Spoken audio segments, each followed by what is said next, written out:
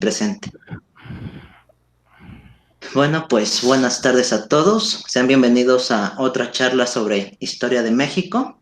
En esta ocasión contamos con la presencia de Karen Viviana Aparicio Vega. Les voy a hablar un poco sobre ella. Aquí tengo su semblanza curricular. Y aquí dice: Karen Viviana Aparicio Vega es estudiante de la licenciatura en Historia de la Facultad de Filosofía y Letras de la Universidad Nacional Autónoma de México. Ha participado como ponente en la tercera semana de la historia organizada por la Universidad Autónoma Metropolitana en septiembre de 2019 y en el primer coloquio antropológico titulado Presencia Africana en América, en la Universidad Autónoma del Estado de México, en noviembre del mismo año. Actualmente es parte de la Asociación Mundial en Artes Escénicas. Bueno, pues por lo que vemos, Karen tiene ya un cierto camino recorrido y le interesan mucho los temas de historia cultural e historia de la cultura. Y pues bueno, Karen, el escenario es tuyo y pues podemos comenzar cuando tú decidas. Muchas gracias de verdad por la invitación. Les agradezco su presencia en estas charlas sobre la historia de México, que bueno, representan al final una forma de diálogo para que socialicemos, ¿no?, el conocimiento histórico y lleguemos a mucho más público. El día de hoy vamos a hablar sobre las danzas de diablos de la Costa Chica de Guerrero. A través de esta trascendencia histórica de los grupos afrodescendientes, bueno, a través de esta identidad étnica que se expresa a través del arte, en este caso la danza. Les voy a compartir una presentación para que veamos mejor el tema. Un momento, por favor.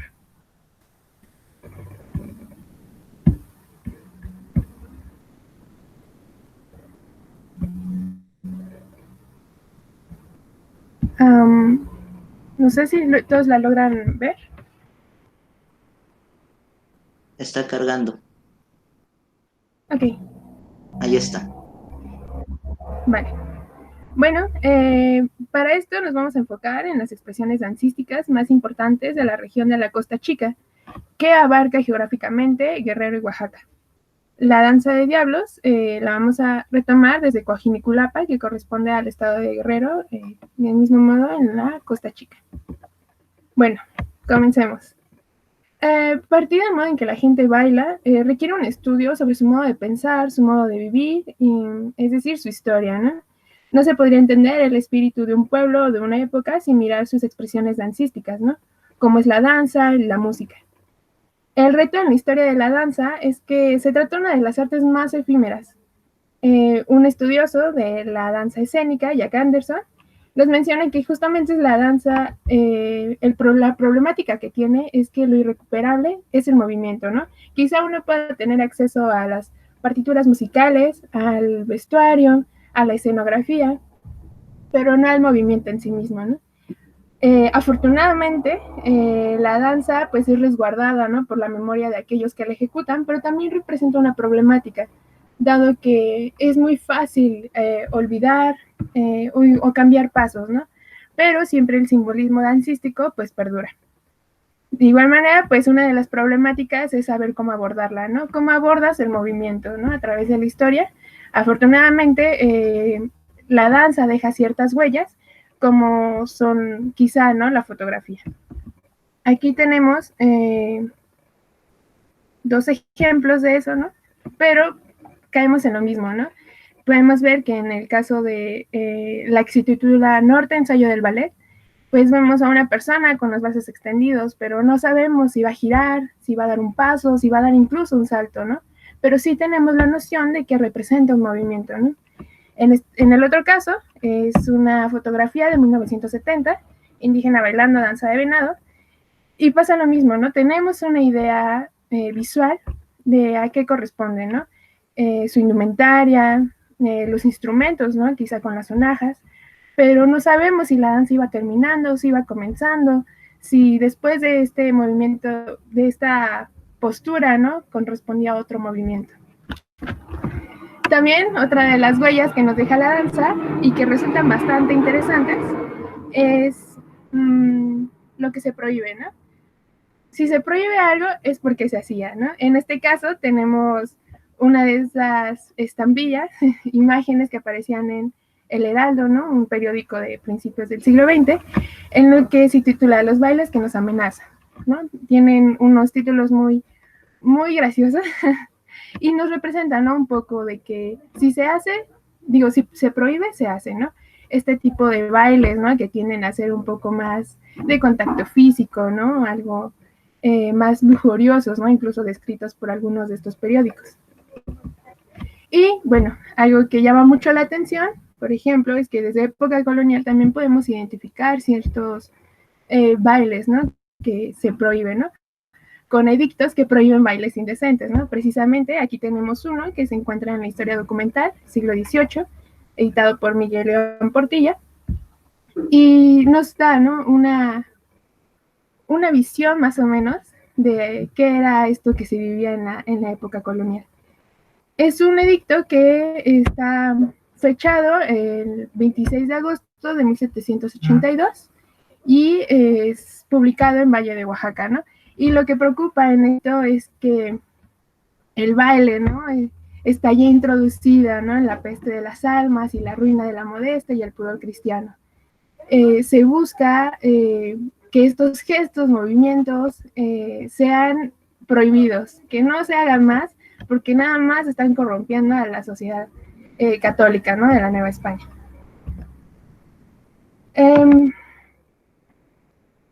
Si bien los grupos afrodescendientes, en este caso, que es el tema que nos interesa, se han integrado a una cultura e identidad mexicana, de la que a lo mejor han pasado un poco desapercibidos en este afán de homogeneizar, ¿no? El folclore mexicano, pero que siguen teniendo una presencia bastante importante. Este es un largo proceso histórico, ¿no? Con la, que si bien es, como repito, un poco complicado, ¿no? Asumir, de hecho, cuándo empieza, cuándo acaba o cómo se origina, pues tenemos estas pequeñas fuentes, como la fotografía, edictos, ya en los últimos años, video, ¿no? Esta gran maravilla de tomar video, pues nos ha solucionado a lo mejor ciertos problemas, pero también representa otros, ¿no? Ahora bien, vamos a entrar de lleno a lo que es la danza de diablos en el tema. La danza de diablos mantiene una importante carga histórica y cultural en la condición de los grupos afrodescendientes. La conquista y colonización de América por parte del mundo occidental no fue solo con la participación de europeos, que es lo que tendemos a pensar, sino también con la presencia de esclavos africanos, que fueron la mano de obra más importante durante este periodo. Al proceso al que se sometía al esclavo es de total desarraigo de su lugar de origen y cultura, y se le considera como un objeto de valor comercial, es decir, como mercancía. El registro más antiguo que tenemos de la llegada de esclavos africanos a América es de 1505. En ese año se envía por parte de la corona española a la isla de la Española, que hoy en día es República Dominicana y República de Haití, se envían 17 negros para su trabajo, para que se empleen en el trabajo de la minería de cobre. El último desembarco ilegal está fechado en 1873, que corresponde al periodo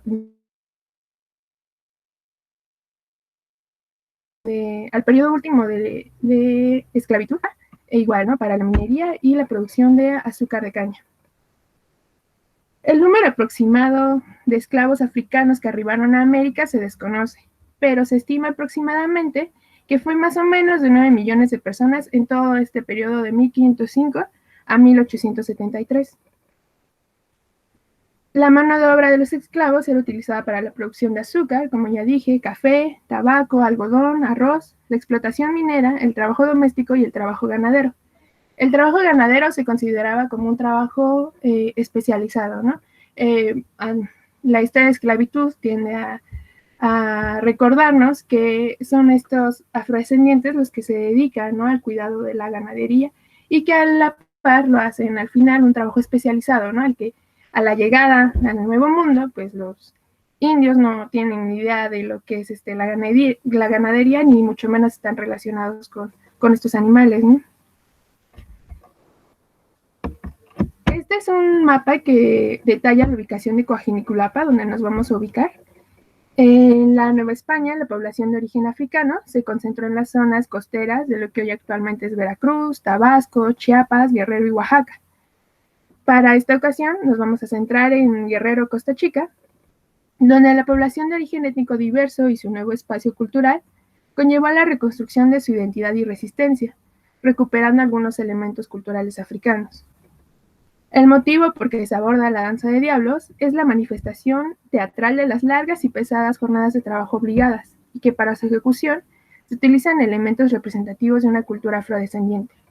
Cabe destacar que hay que entender que el origen de los esclavos africanos no debe entenderse como África como una sola idea, ¿no? Sino que, por dar un ejemplo, al igual que México, se caracteriza por regiones, ¿no? En las que cambian ciertos quehaceres culturales, pero al final a lo mejor se rigen por uno que otro elemento. Los términos que hemos estado usando, solo para aclarar que es afrodescendiente y afrodescendencia, indicarían la continuidad del origen del grupo, que se refiere en este caso a África, y su continuidad histórica y cultural en un ámbito geográfico o histórico diferente al original, generando así nuevos lazos sociales y nuevos sistemas culturales, es decir, la integración de estos grupos externos, ¿no? a lo que se conoce como Nueva España, que vienen desde África y que ya han pasado por Europa, recogen todos estos elementos culturales, ¿no? de su vida cotidiana, y al llegar a territorio como la Nueva España, convergen con estos otros grupos indígenas que tratan igual de buscar otras formas culturales, ¿no? de resistencia incluso. El discurso histórico respecto a la colonia y la colonización a veces omite muchas veces la participación de los esclavos como fuerza de trabajo, ¿no? durante todo este proceso. Durante el siglo XV fueron las potencias europeas que se convirtieron en las reguladoras del comercio de esclavos, a los que se solía raptar o cazar, para después, mediante acciones violentas, realizar el proceso de desarraigo y de identidad y percepción de individualidad y humanidad. Es decir, ese sujeto es destinado, se le quita toda individualidad y es destinado al trabajo forzado de por vida en muchas ocasiones y es visto como una mercancía, ¿no? El comercio negrero desde África a veces se excusaba en la ética de que eran los mismos esclavos vendidos por africanos de manera directa. En el Nuevo Mundo, el proceso de conquista y colonización conllevó a repercusiones de la disminución de la población originaria, la población indígena, con motivo de las múltiples epidemias que atacaron a este sector, motivo que impulsó a su protección y a recurrir a la mano de obra constituida por esclavos africanos, que favorecieron la expansión de nuevos cultivos, de cultivos especializados como el azúcar, y a la producción minera de plata, ¿no? en mucho mayor medida. Desde el siglo XVI hasta principios del siglo XIX, en la Nueva España se calcula que aproximadamente 250,000 africanos arribaron a los puertos de Veracruz y Acapulco como mano de obra esclava. Estas cifras no contemplan aquellos desembarcos ilegales en puertos no autorizados, lo que tal vez haría que esta cifra aumentara en mucho mayor medida. La afrodescendencia en la Costa Chica se caracterizó durante el periodo colonial por el establecimiento de haciendas y la producción de cultivo de cacao, algodón y el trabajo ganadero. Por razones de producción económica y la especialización de la mano de obra, como lo habíamos mencionado, la población indígena se vio desplazada a otras zonas, es decir, la población originaria dejó las zonas más fértiles o más cercanas a la pesca, por ejemplo, y contrario a esto, la población afrodescendiente habitó estas zonas mucho más abundantes. Coajiniculapa se ubica en la costa Chica, que pertenece actualmente al estado de Guerrero, que justamente, si recuerdan el mapa, está en los límites entre Oaxaca, Coyantes y Coajiniculapa, Guerrero. Comparten el mismo espacio casi. En esta zona, las principales actividades económicas hoy en día son la producción agrícola para la subsistencia familiar y a mayor escala la producción de maíz, mango, ajonjolí, papaya, sandía, además de la pesca, la ganadería y sobre todo el turismo.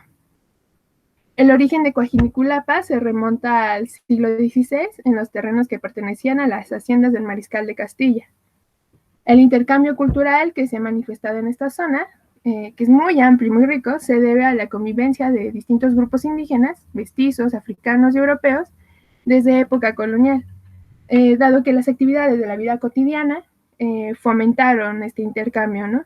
En que los grupos sociales se entremezclaron en conglomerados mucho más grandes, en actividades como las fiestas populares de la región, las fiestas religiosas, que, no sé, repercutieron, como lo estamos viendo, en el vestuario, el baile, el lenguaje, la comida incluso. En este panorama, el baile o la danza se manifiesta como una forma cultural y discursiva de las relaciones sociales de un momento histórico. Es decir, vamos a retomar a la danza como un vestigio de la memoria colectiva de estos grupos y que puede ser considerado a través de un largo proceso como un fenómeno histórico, con acceso al pasado a través de estos elementos que conforman la propia danza. La danza de diablos o el juego de diablos, como vemos en esta imagen, muy representativa a través de las máscaras, el vestido, ¿no? Se remonta para algunos autores estudiosos del tema, sobre todo antropólogos, en la época colonial del siglo XVIII, como parte de todo el proceso evangelizador en esta zona, entre las representaciones teatrales, porque esta línea teatral es la que resalta mucho la danza, entre el bien y el mal. Ahora bien, el intercambio cultural entre los diversos grupos se ha asimilado a la figura del diablo, ¿no? La figura del diablo funcionaba como este ente maligno, ¿no? Esta presencia de todo lo malo. Pero el conglomerado de recepción cultural, ¿no? De la afrodescendencia, ¿no? Que tienen una asimilación diferente a este personaje, hacen del diablo, a través de su vida cotidiana, algo más familiar, algo que no tiene poderes infernales, un personaje que tiene humor, ¿no? Y es muy jocoso incluso. La danza de los diablos también se ha interpretado como un ritual dedicado al dios negro Ruja, esto como muy probablemente uno de sus tantos orígenes. ¿Por qué al dios negro Ruja? Bueno, pues se cree que la comunidad esclava en la zona de Coajiniculapa y Collante, Oaxaca, pide ayuda para liberarse del trabajo forzado, de la esclavitud, a través de la danza y movimientos bruscos. Pero sobre todo, que es algo que aún todavía se hace a la fecha, son los rugidos y un mantra que se pronuncia muy alto, ¿no? Este mantra se cree que es una evocación a la presencia de Ruja y pues es un hurra, ¿no? Así súper potente. En la actualidad, la danza de diablos suele ejecutarse principalmente el 1 y 2 de noviembre como una personificación de los muertos que visitan a los familiares en vida. También estos representan como mediadores entre el mundo de los muertos y el mundo de los vivos. Hay un documental, ¿no? El padre de Ina TV, que menciona esta parte, ¿no? Los pobladores creen que son los diablos los que están dando permiso a los muertos para visitar a sus familiares en estas fechas y que están cuidando que no se queden en este mundo, ¿no? Sino que en el momento en el que terminan las festividades de Día de Muertos, se regresan junto con ellos. Les voy a poner un pequeño video de la danza para que tengamos una idea mucho más clara. Espero que se pueda reproducir sin problema.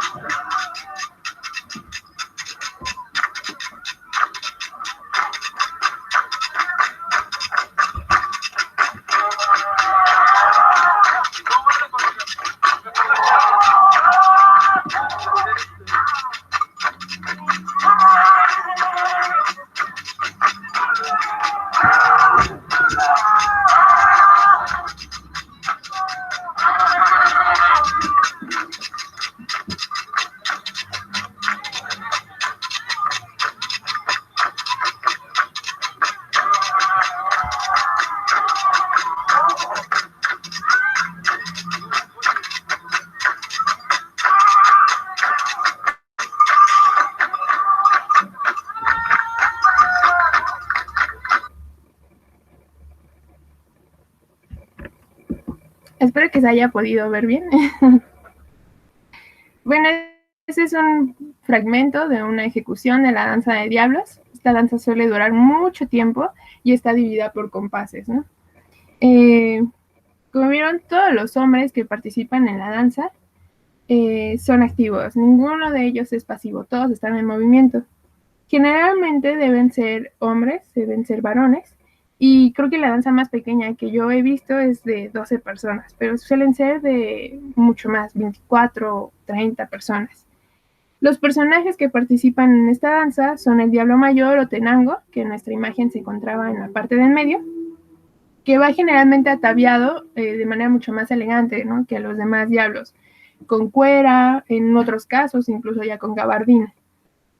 Esto se considera porque indumentaria, su vestuario, representa a los capataces de las haciendas, o los dueños en este caso, ¿no? Siempre va acompañado de un látigo o cuerda para castigar a los diablos. Estos responden a características que podrían asociarse con la personificación de vaqueros o arrieros, que de igual modo en algunas ocasiones van acompañados de cueras mucho menos elegantes, pero siempre, ¿no?, la característica de van con ciertas ropas rasgadas. El rostro siempre va cubierto con la máscara que simula el rostro del diablo, hecha de madera y adornado con cuernos de vaca, chivo o venado. Las barbas son hechas con crin de caballo generalmente. La minga, en este caso, es igual de importante que el Diablo Mayor. La minga y el Diablo Mayor son personajes que no pueden faltar en una danza de diablos. Es representado por un varón, la minga, disfrazado de mujer, con una máscara que muestra los rasgos de un rostro femenino, ataviado de enaguas, falda, blusa de holán, rebozo, y que va cargando siempre a un muñeco, ¿no?, que algunas interpretaciones lo han puesto como que representa el mestizaje. Los rasgos femeninos que representa la minga suelen ser exuberantes. Se le pone siempre un cabello alborotado, o sea, exuberante más no poder. Y siempre tiene una actitud coqueta ante el público y ante los mismos diablos. Y justamente es este juego, ¿no? Los diablos son los que siguen el ritmo marcado por el Diablo Mayor, que a su vez los castiga si los ve flojos, y no están siguiendo las indicaciones, o si se distraen por la minga, ¿no? No recibe ningún reproche, pero juega con el público, se acerca al Diablo Mayor, le coquetea a los demás diablos, y pues así, no sé, creo que es parte de la festividad, ¿no?, que representa esta danza de diablos, ¿no?, un tanto de esta liberación incluso, ¿no?, del trabajo. Generalmente la danza se ejecuta en líneas o círculos, es un zapateado fuerte que va al compás de la música, y pues algunas interpretaciones tanto antropológicas como históricas ven a esta danza de diablos como una representación del sometimiento en el que se encontraban los esclavos ante los patrones blancos, que están representados por el Diablo Mayor, que va ataviado elegantemente, y la danza concluye una vez que los personajes salen despidiéndose del público. El uso de las máscaras adornadas con cuernos de vacas o chivo, y el uso de la charrasca, que es la quijada de burro o caballo que da golpes al suelo o que es barrida, que es la que vemos aquí, asemeja quizá a recurrir a la actividad económica, ¿no?, a la que se dedican estos grupos, que es la ganadería, ¿no?, utilizar estos recursos para representar su danza. También podemos ver el uso del bote, que semeja a un tambor, pero que en el centro tiene un soporte, una vara, que al introducirla y sacarla, genera un ruido que asemeja quizá a un rugido, ¿no? Y también es esencial en esta danza. Este instrumento se ha asociado también con representaciones sexuales dentro de la misma danza, ¿no?, entre el uso de este instrumento, ¿no?, y la actitud de la minga. Pero claro, siempre queda como abierto porque pues son interpretaciones que aún requieren, ¿no?, un largo estudio respecto a todo lo que conlleva simbólicamente esta danza. Finalmente, bueno, El ideal de la nación mexicana, que se inventa a mediados del siglo XX, ha omitido la participación del sector afrodescendiente, ¿no? Recalcando el mestizaje ideal entre la población indígena y la europea, al igual que el proceso de conquista y colonización, en que a veces los discursos históricos suelen omitir esta presencia, ¿no? Pero afortunadamente también tenemos historiadores e historiadoras que van asomándose cada vez más a estas presencias afrodescendientes, ¿no? En sus diversos ámbitos. Importante señalar la historicidad de las expresiones culturales de un momento histórico, con especial atención a la danza o el baile. Actividades que a través del cuerpo humano se realizan con una serie de movimientos y representaciones simbólicas significativas para el momento histórico de quien se manifiesta y deja huella dentro de su colectividad, dando pauta para reconocer las formas culturales de una sociedad. Resaltar los elementos culturales afrodescendientes que se siguen manifestando en la actualidad, como el uso de la máscara, que es evidentemente una manifestación, ¿no?, del diablo, ¿no?, entre estas comunidades, han permanecido hasta la fecha y se sigue realizando en estas comunidades de la Costa Chica y regiones colindantes. Al paso del tiempo y de las múltiples transformaciones culturales que se ha dado por la convivencia y asimilación de intercambios culturales con otras comunidades, la danza sigue manifestándose como un elemento de identidad para estos grupos afrodescendientes. Por ejemplo, en Coajiniculapa, que fue declarado como sitio de memoria de la esclavitud de las poblaciones afrodescendientes, realiza festivales y encuentros culturales con comunidades reconocidas también, bueno, ya como afromexicanos, ¿no? Este último término, afromexicanos, es este año ha sido como más cimentado, ¿no? Desde el censo INEGI de este año, igual, ¿no? Que no sé si recordarán, cuando tocaban a sus puertas, les preguntaban, ¿usted se reconoce como afromexicano? Si bien a nosotros nos pareciera que es algo sin relevancia, es una forma de visibilizar a estas comunidades, ¿no? Que de cierta medida han sido como dejadas de lado y así combatir dando los prejuicios que existen alrededor del estereotipo, ¿no?, del afrodescendiente y que suele recaer en el racismo.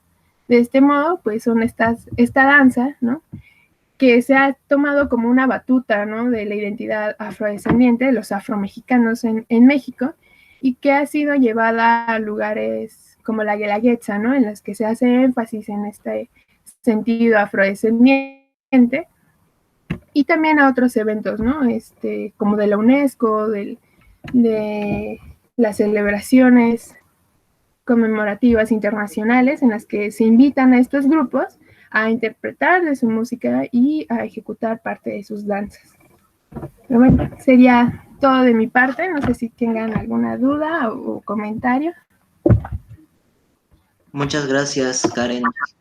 Fíjate que está muy interesante esto que acabas de explicar. Hay muchas dudas que yo tengo en lo personal, pero bueno, ahorita vamos a abrir la sección de preguntas y respuestas, pero primero necesito que los asistentes, los que solamente nos acompañan el día de hoy, me escriban aquí en el chat los datos que les estoy pidiendo. Es para pasar asistencia y pues son datos meramente estadísticos y están protegidos por el gobierno de la Ciudad de México. Y pues bueno, para iniciar la sección de preguntas, vayan pensando qué les gustaría preguntar e igualmente pidan la palabra aquí en el chat o igual pidan o lo escriben o escriben su duda para que la leamos aquí en voz alta. Bueno, la primera pregunta que yo te quiero hacer directamente a ti, Karen. Sí. Híjole, tengo muchos sentimientos encontrados, ¿sabes? Yo trabajo mucho lo que son culturas religiones afroantillanas. Encuentro ciertos rasgos culturales en esto que vimos hoy. En una parte mencionaste que es una danza que se ejecuta 1 y 2 de noviembre y a los diablos como un intermediario entre los vivos y los muertos. Yo aquí tengo la duda si realmente estamos hablando de que el término diablo hace alusión al diablo judeocristiano o si hace alusión a alguna deidad africana. Alguna vez yo estuve hablando con gente que aborda el fenómeno religioso en tiempo prehispánico, en tiempos virreinales, y me comentan que no, que los africanos ya estaban completamente, así me dijo, completamente convertidos al cristianismo, que por lo tanto el diablo que concebían, pues sí era el diablo cristiano, y que le hablaban a él para tratar de liberarse de ese yugo que tenían como esclavos. Fue lo que me dijeron alguna vez. Pero aquí hay un problema que yo encuentro, porque en varias religiones afroantillanas, los santos, como, bueno, por ejemplo, en la santería, el santo es intermediario entre el mundo de los vivos y los muertos. Entonces, por eso que esta cosmovisión que me mencionas, me daría la impresión de que realmente, al menos el factor X, que sería el diablo, más bien podría ser una deidad africana y no precisamente el diablo cristiano. Te agradecería que resolvieras esta duda, por favor. Claro. Bueno, siempre generalmente, sobre todo en las culturas afroantillanas o afromexicanas, ¿no? Yo, bueno, antes tengo un pequeño problema con este término, ¿no? Pero lo dejaremos para otra ocasión. Sí.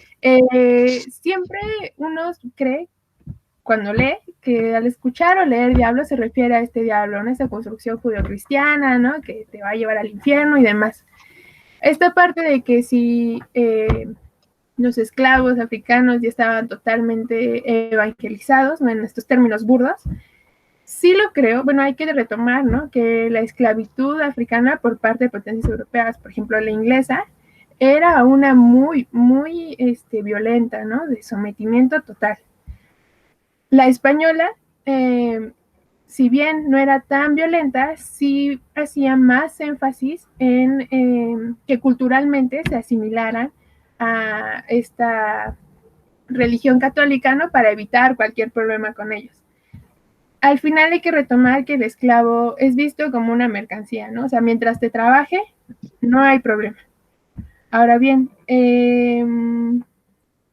creo que es un largo proceso en el que se forman nuevos lazos culturales, ¿no? Al encontrarse un africano con otro más cercano a él de su lugar de origen, pues convergen a estas origen cultural de ellos, ¿no? A esta cosmovisión africana, ¿no? Tanto así que, pues, algunos antropólogos, si que compartimos bibliografía, algunos antropólogos creen que esta danza es en sí, por el mantra, una evocación a Ruja, o sea, la atención está en lo que se pronuncia, ¿no? Y que el diablo tiene una actitud jocosa, o sea, quizá en las pastorelas hemos llegado a ver que tiene una actitud jocosa, pero al final sigue siendo el malo. Y aquí no, aquí el diablo convive con la comunidad y funciona como este intermediario, ¿no? Aquí hay algo súper importante. El que baila sin la máscara no es un diablo que es intermediario. Con la máscara asimila esta personalidad, que si bien Karen, es una personalidad Karen, divina perdón que te si es una interrumpa. personalidad que Karen, tiene que asumir un papel. Perdón, Sí. se entrecortó un momento. ¿Puedes repetir ¿Sí? lo último que dijiste? Claro, que el personaje que baila, esta persona, sin la máscara no es este diablo intermediario. Con la máscara se asume esta personalidad, pero tampoco quiere decir que es una personalidad divina, sino alguien que a través de una serie de movimientos y comportamientos va a ser el mediador entre el mundo de los muertos y de los vivos, más o menos. Bueno, lo podemos dar por sentado totalmente. Gracias, Karen. Pues sí, creo que es un tema bastante debatible esto que te acabo de mencionar, ¿eh? Sí. Bueno, vamos a pasar con otros comentarios. Luis Ángel Leiva dice que muy interesante. Y, oigan, no sean así, escriban aquí los datos que les pedí. Necesito pasar asistencia. Por favor, Adolfo, te doy la palabra. Adelante. Hola, ¿qué tal? Bueno, primeramente, muchas felicidades, Karen. Ahora sí que muy interesante tu ponencia. Y yo, desde luego, te felicito. Muy complacido, como ya hemos dicho la vez pasada. Creo que no te pusiste nerviosa, creo que fuiste clara, fuiste concisa. Fue una presentación muy, aparte interesante, muy buena. Y pues, por supuesto, yo te felicito. Y tengo una pregunta. No sé, me queda muy claro que es un tema pues muy debatible, muy incierto todavía. Y sin embargo, siendo consciente de eso, quisiera preguntarte para ver si es posible recibir alguna respuesta.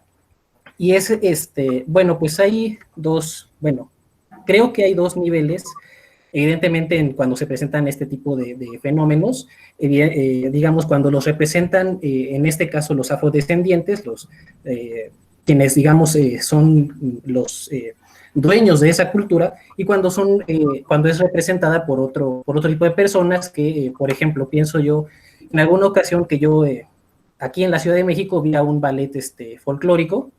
Una amiga me invitó a presenciar, bueno, a una función, y fue una de las danzas que se presentaron. Y entonces, bueno, obviamente pues es un contexto bien distinto, pero mencionabas que en la zona, más bien los afrodescendientes, es una danza que se practica por hombres. Entonces mi pregunta es, ¿cuál es el papel de la mujer en esta danza? Si hay alguno, quiero yo pensar que lo habría, pero bueno, no sé si sea pertinente la pregunta.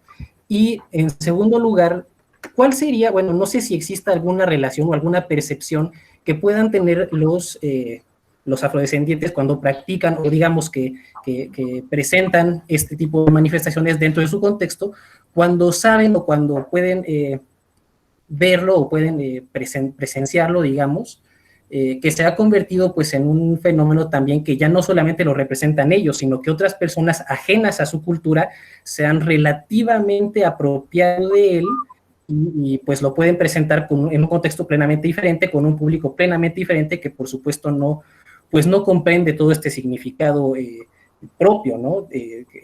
Entonces, pues esas serían mis dos preguntas. ¿Cuál sería el papel de la mujer y cuál sería la posición de los grupos originarios ante este fenómeno sacado de su contexto? Claro. Bueno, a ver, sobre el papel de la mujer, es un tema, la verdad, bastante interesante. De hecho, bueno, este año ha sido una de las preguntas que me rondan por la cabeza. Se supone que esta danza originalmente es eso, ¿no? Realizada por varones solamente. Hay un personaje femenino, que es la minga, ¿no? Que se presenta coqueta, con exuberancia, baila, ¿no? Y trae este muñeco, ¿no? Que es el mestizaje para algunos. Pero eso, ¿no? Es representado por un hombre. Creo que ahí cabe, no sé, si acaso, ¿no? La interpretación muy occidental, ¿no? Diría que es, bueno, que sí me he encontrado textos así. Dice que la minga es esta parte, ¿no? Del desahogo total, de la fiesta, ¿no? Bueno, que no hay límites para ella, ¿no? Y que incluso hay un papel muy sexualizado, ¿no? Pero haciendo creo que una observación más minuciosa de esta danza y de en general los bailes, las fiestas en México y en algunas partes del mundo, siempre es esta parte de la diversión exacerbada, ¿no? Y un tanto del toque de la manifestación de la sexualidad, lo que siempre es parte, ¿no? Del baile y la danza.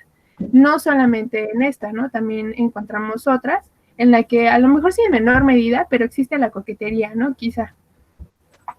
Yo, en lo personal, creo que el papel de la mujer es importante para esta danza, en el sentido de que se representa al final como también una parte de la fertilidad, ¿no? Digo, va cargando un muñeco, ¿no? Que representa evidentemente que es suyo, ¿no? Su hijo inclusive.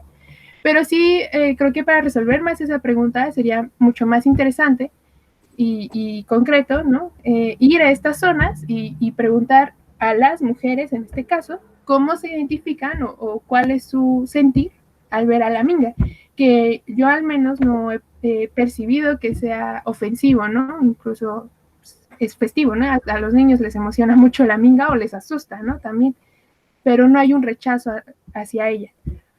Ahora, sobre que es ejecutada por otras colectividades, para llamarlo de una manera concreta. Sí, ¿no? Justamente es este de los problemas de folclorizarlo todo, ¿no? Presentar danzas, ¿no? Fuera de sus contextos.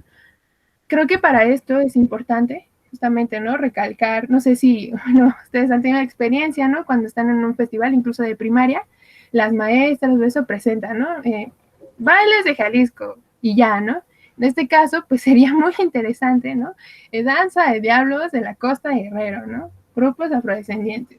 Quizá, ¿no? Para tener una noción al menos de que esa danza, pues no nada más es una danza porque sí, en la que unos personas representadas de diablos están ahí zapateando, ¿no? Sí tener esta contextualización de estas danzas, que también, ¿no? Una de las luchas de resistencia, porque yo creo que son luchas de resistencia de estos grupos, para manifestarse a sí mismos, ¿no? Ante el Estado, ante un público en general, es justamente, ¿no? Divulgar más estas danzas, ¿no? Desde su colectividad. Yo lo veo muy bien en el caso de la Guelaguetza, ¿no? Hasta hace, creo que la primera vez que se presenta es 2016, la danza de diablos, reconocida como originaria de un grupo afrodescendiente, ¿no? Antes de eso, pues sí, que la chilena, es que el otro, que aquello, pero pues estas danzas, hasta que son reconocidas y bailadas por ellos mismos, ¿no? Se da esta noción de que no es una danza al porque sí, sino que tiene todo un contexto cultural detrás suyo. No sé si pude haber Sí, dado una respuesta. sí, sí, más o menos una idea.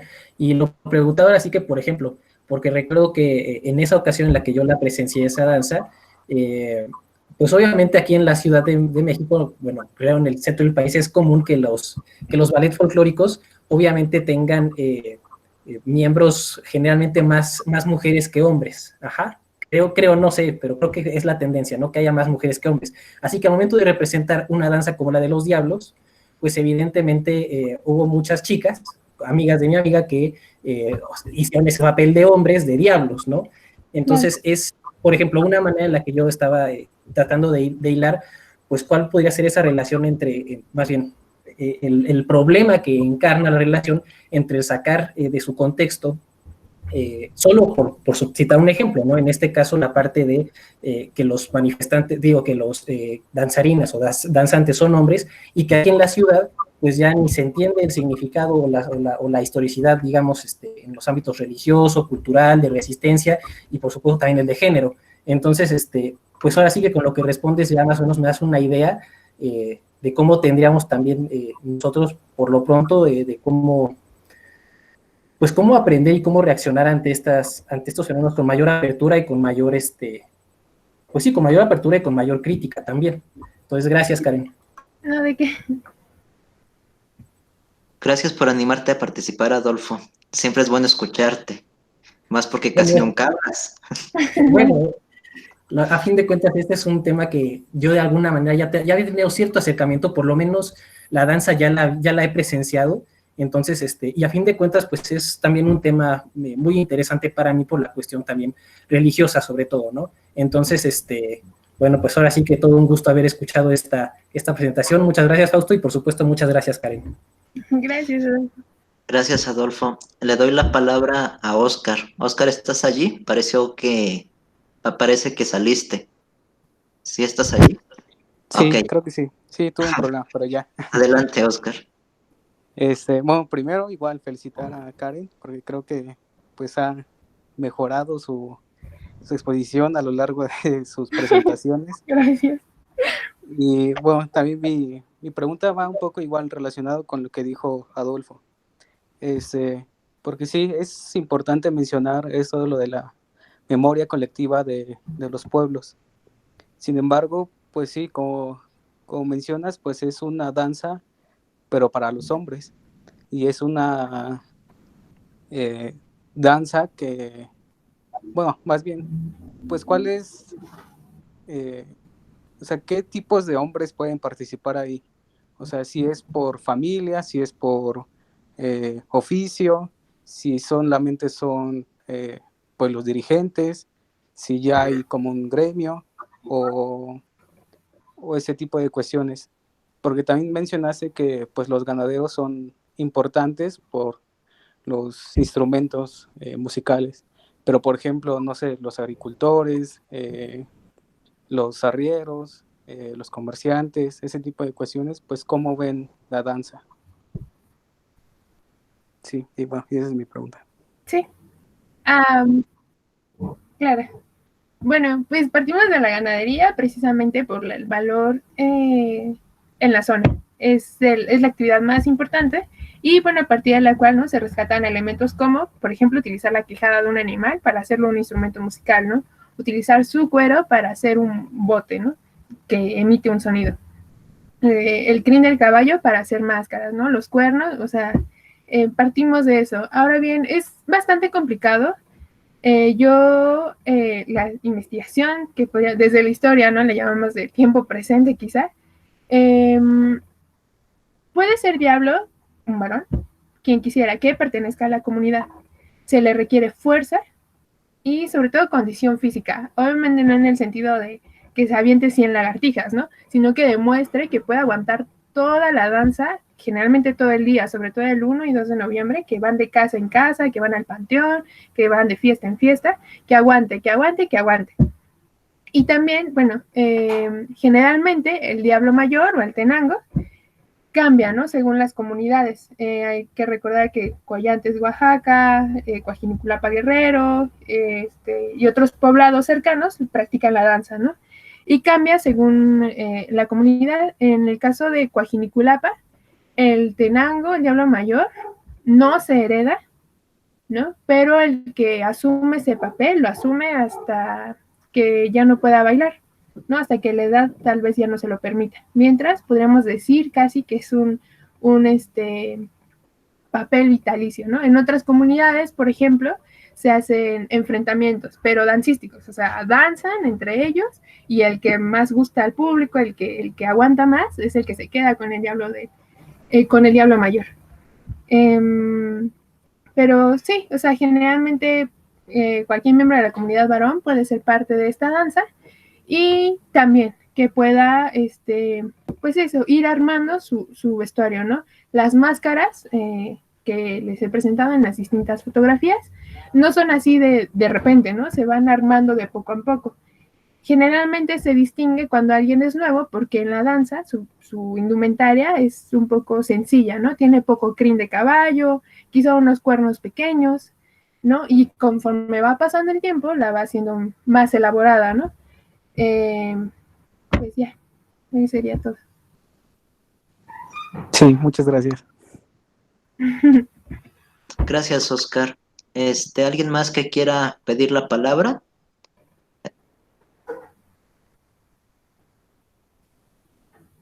Están muy callados el día de hoy. Sin pena.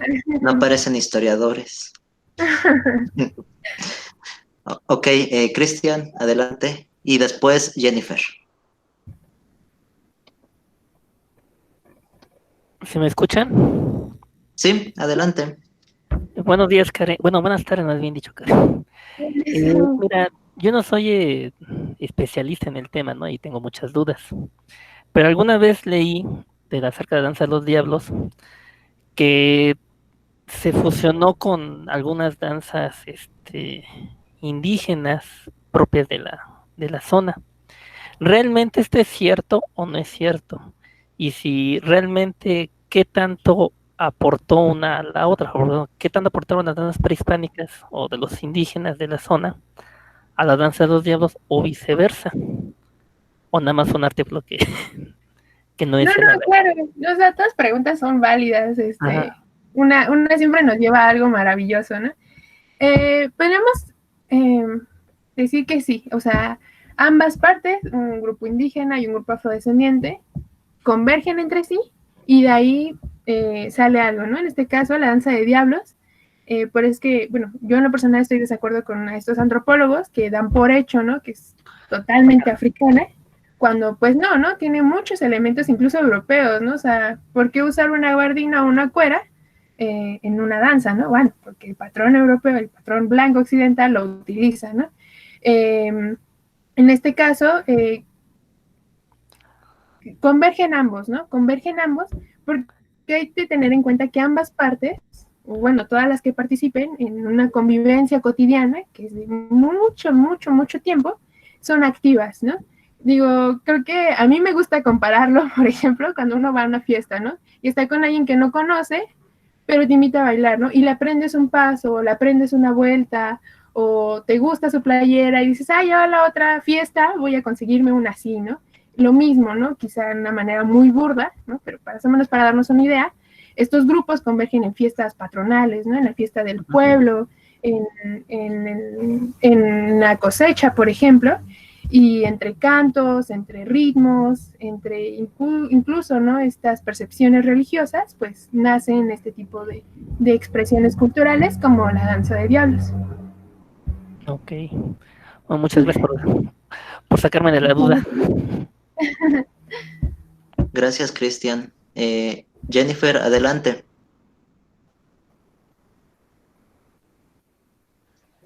Pues no es pregunta como tal, pero sí un comentario. Y es que nada, me gustaría felicitarte un montones porque tu explicación estaba muy padre, la verdad. Y bueno, me gusta esta situación que tú presentas sobre cómo las comunidades o los grupos afrodescendientes no han sido muy explorados por la historia, que se tiende a omitirlos por cuestiones de discursos y entre otras cosas.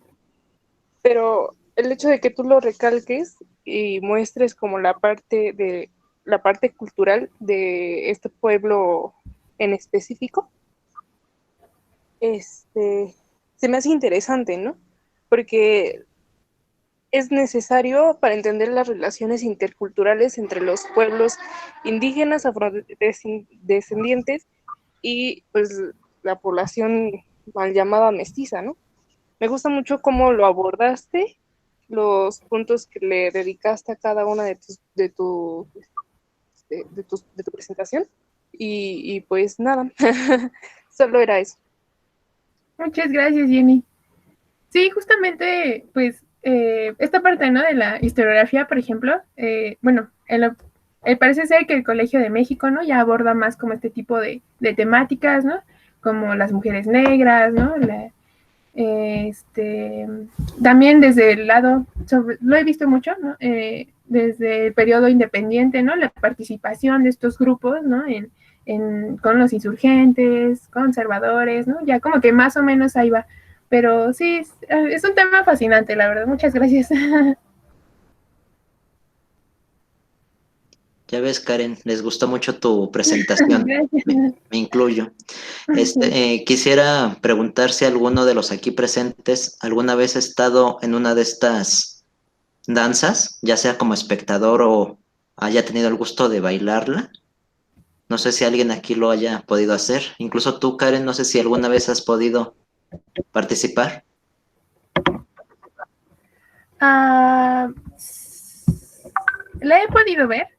La he podido ver alguna vez en estos eventos que se hacen en la noche de museos, en el Museo Indígena, el año pasado creo, y justamente era una población identificada como afrodescendiente de Oaxaca. La verdad no recuerdo bien de dónde, pero venían de Oaxaca. Y bueno, recientemente con estos eventos virtuales, ¿no? Que todos hemos hecho por la cuarentena infinita, la Guelaguetza hizo transmisiones en vivo de programas anteriores y en alguno de ellos igual, ¿no? De hace 2 años, creo, no tiene mucho, pasaron un cachito, ¿no? De esta danza de diablos, muy, muy fascinante, la verdad. Gracias. Aquí tenemos un comentario. Se te siguen felicitando, Karen, por tu gracias. excelente. Qué amables son todos ustedes. No ve Muy bien, ¿alguien más que guste preguntar o comentar algo antes de cerrar?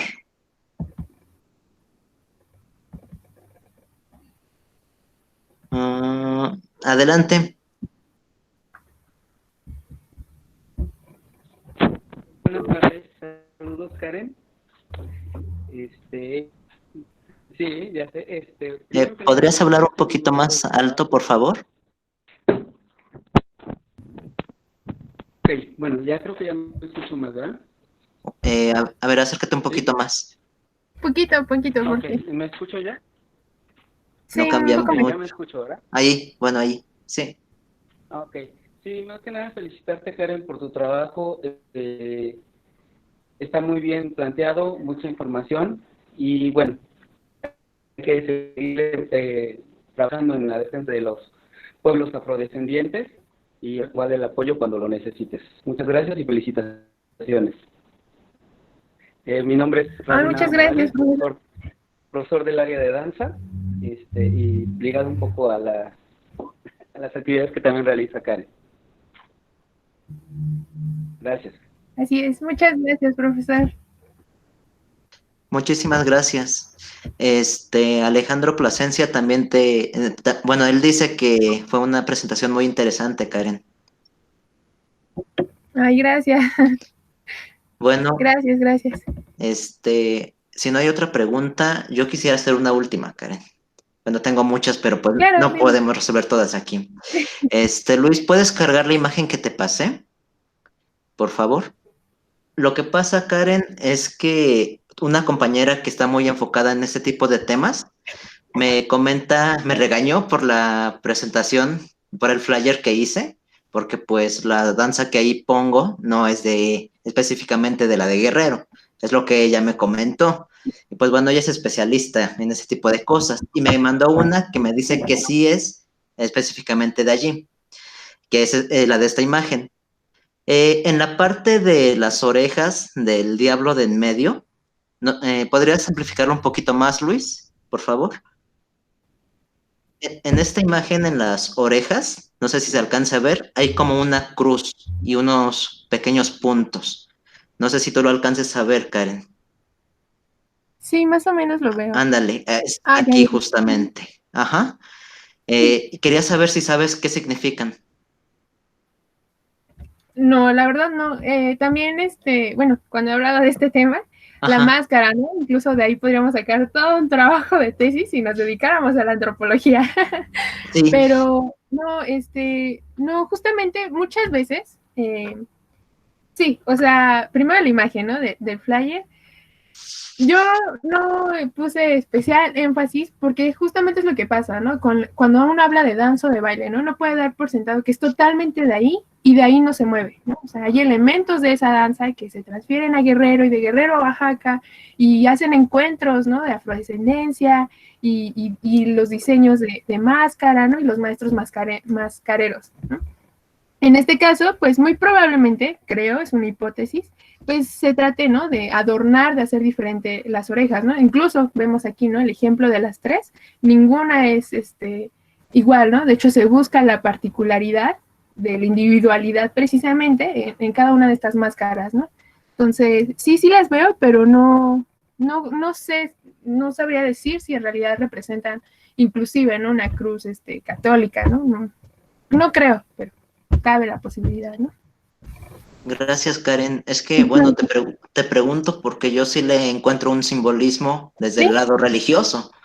Son símbolos, Ah, afroantillanos, religiosos, podría ser, sí, claro, pero claro. pues no quiero tampoco aventurarme a una sobreinterpretación por lo Ujú. mismo, porque esto que ves aquí en la cruz con los dos tachecitos tienen un simbolismo religioso. Se les conoce como garabatos, pero pues a lo Sí, mejor fue un adorno exclusivo de ese individuo y no por eso sí, representa a toda la danza en sí. Por eso te claro, preguntaba, Karen, pero pues gracias sí. por resolver esta duda. No, de qué. Pues bueno, Karen, te agradezco mucho que hayas estado con nosotros el día de hoy. Vamos a abrir también unas charlas sobre historia universal próximamente. Igual si tienes algún tema universal o cualquiera de los historiadores aquí presentes, si gustan presentar un tema, pues son bienvenidos. Y pues ahora sí que gracias, Karen, nuevamente.